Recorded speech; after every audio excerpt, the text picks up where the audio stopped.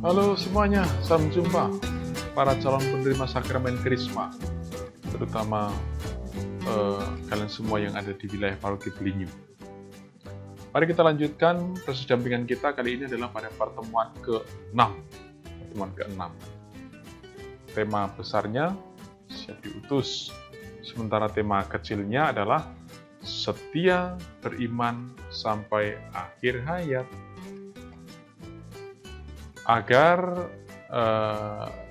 lebih ringan, kita bantu dengan kodaya. Mari kita saksikan.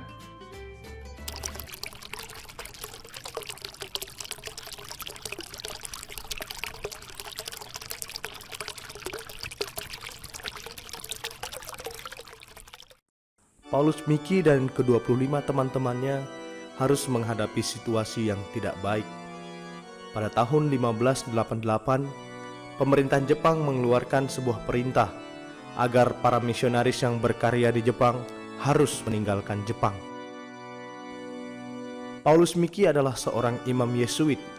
Ia sangat pandai dalam berkhotbah. Pada waktu terjadi penganiayaan, Miki berusia 33 tahun. Penyiksaan terhadap Miki dan kawan-kawannya memang sangat kejam. Mereka harus melakukan perjalanan sepanjang 900 lebih kilometer menuju tempat hukuman mati. Telinga sebelah dari masing-masing mereka sudah dipotong. Dalam perjalanan, mereka sangat lelah, bahkan sampai bercucuran darah. Karena selama perjalanan mereka dipukul dan disesah. Mereka diantar untuk dipertontonkan kepada orang banyak dan mau menunjukkan bahwa perbuatan mereka itu adalah perbuatan terlarang di Jepang. Kepada penguasa yang menyiksa mereka, Miki dan kawan-kawannya menuliskan sebuah surat. Apakah dengan penyiksaan ini kalian sanggup merampas harta dan kemuliaan Tuhan yang telah diberikan kepada kami? Seharusnya kamu harus bergembira dan mengucap syukur atas kemuliaan yang diberikan Tuhan kepada kami. Akhirnya mereka dibawa ke suatu bukit tempat eksekusi. Di sana sudah tertancap 26 salib. Sebelum hukuman mati dilakukan, Paulus Miki berkata, "Kalian semua yang berada di sini, dengarkanlah saya." Keheningan segera meliputi seluruh bukit. Saya tidak datang dari Filipi. Mengapa saya dijatuhi hukuman mati ialah bahwa saya telah mewartakan ajaran Tuhan kita Yesus Kristus. Saya sungguh merasa bahagia diperkenankan meninggal oleh karena alasan tersebut. Kematian saya merupakan suatu anugerah besar dari Tuhan.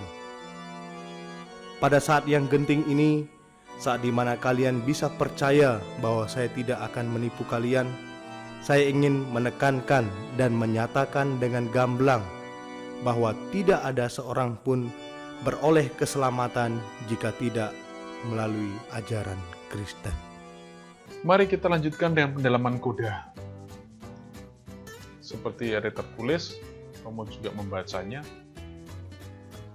Yang pertama, Paulus Miki itu seorang imam atau seorang pastor di Jepang.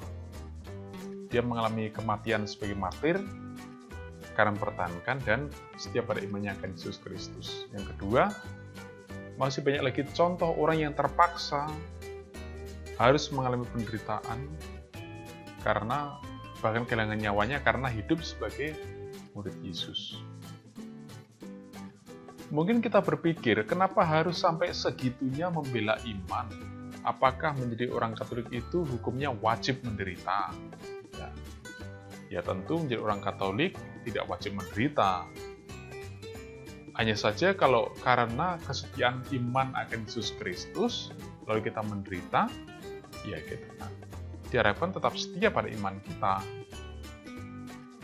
Jadi kalau karena kesetiaan hidup sebagai murid Yesus berakibat penderitaan, kita wajib setia pada Tuhan dan bukan melarikan diri atau menyangkal bahwa kita adalah murid Yesus. Nah, ini menjadi peringatan serius untuk kalian yang masih remaja, yang masih sekolah ini. Kalian ini dikit-dikit tersinggung, lalu bubar, nggak mau kumpul sebagai remaja Katolik, gitu kan. menyendiri gitu kan, mengurung diri.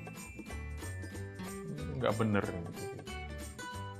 Atau juga ke gereja harus dipaksa-paksa gitu. Nggak mau ikut kegiatan remaja kalau nggak ada jalan-jalannya, kalau nggak makan-makan, kalau nggak rame-rame dan banyak orang. Males kalau nggak rekreasi gitu. Masa harus baca kitab suci terus nih? Bagaimana? Susah mau diomong kalau seperti itu. Jadi nggak mungkin bertumbuh menjadi dewasa kalau kalian semua tidak mau belajar untuk setia, gitu. Setia pada iman akan Yesus Kristus. Mungkin dia membela diri dulu, kami kan setia, hanya kan malas ke gereja itu. Itu bukan setia namanya.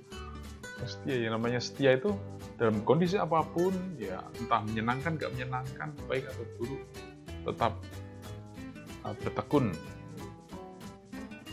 ya ke gereja, atau dalam kegiatan remaja dan sebagainya. Itu hal yang penting, hal yang perlu. Ya.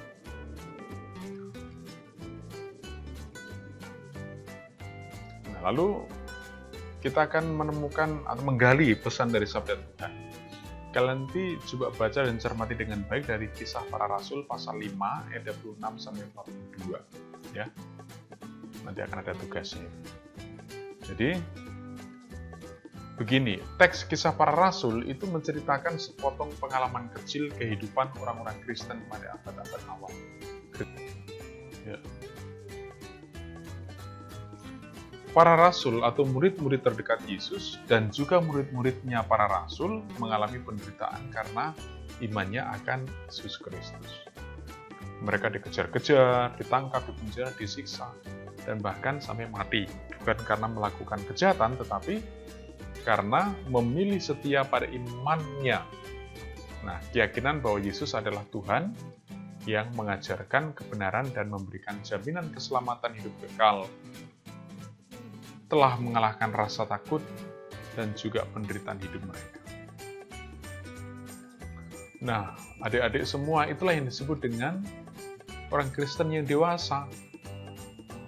Tidak mudah menyerah pada kesulitan dan penderitaan karena memilih hidup benar di hadapan Allah dan manusia. Ini untuk kalian semua, para calon penerima sakramen Krisma ini harus serius dalam hal ini.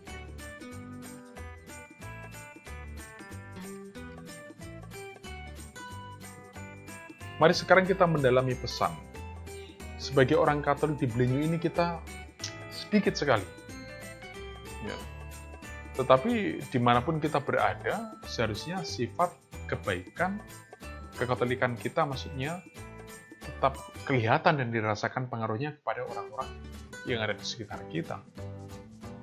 Yang kedua, mungkin kita tidak mengalami penderitaan, penindasan seperti Paulus, Miki, dan teman-teman, atau juga para rasul. Hanya saja tantangan dalam bentuk lain yang juga selalu ada.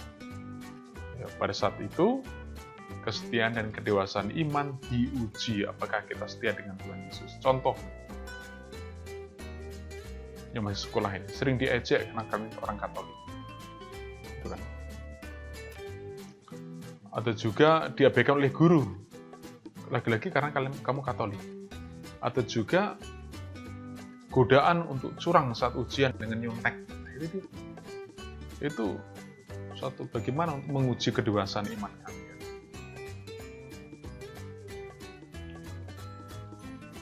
Untuk yang berkeluarga mungkin susah cari pekerjaan, susah mencari nafkah, dibenci oleh orang, juga karena Katolik.